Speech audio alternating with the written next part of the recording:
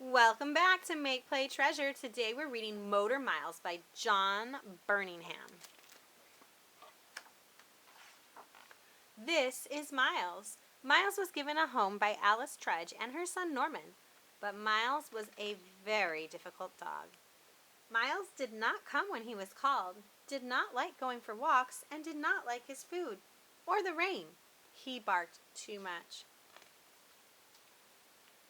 And he didn't like other dogs. Alice Trudge and Norman were very fond of Miles, even though he was difficult.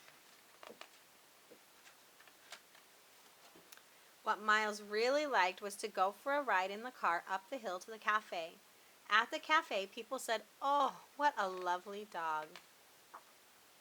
"I can't go on day after day taking the dog out in the car just to please him," said Alice Trudge. "What your dog needs is his own car," said Mr. Huddy, the man who lived next door. "How can I possibly get a car for the dog?" said Alice Trudge. "I will make a car for Miles," said Mr. Huddy. So Mr. Huddy started to make the car for Miles, and every day after school, Miles and Norman would go see the car being made. Finally, Mr. Huddy finished the car, and it was ready for Miles.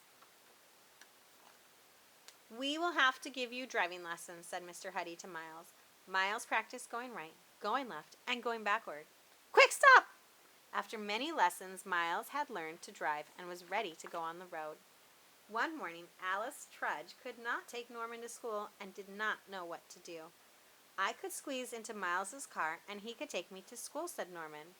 When Norman arrived at school in a car driven by a dog, all the other children were amazed.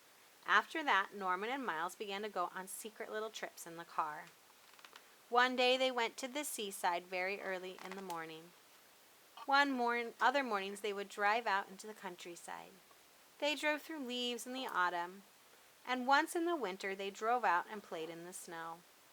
Miles was getting easier. He liked walks, his food, and other dogs. He didn't mind the rain, barked less, and came when he was called.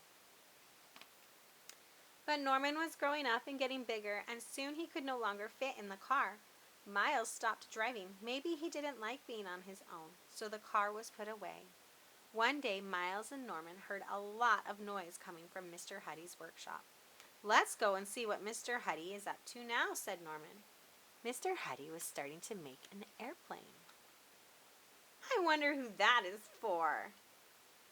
The end. Remember to like and subscribe so you can keep up with all of our reading events and activities. Catch you next time on Make Play Treasure. Bye!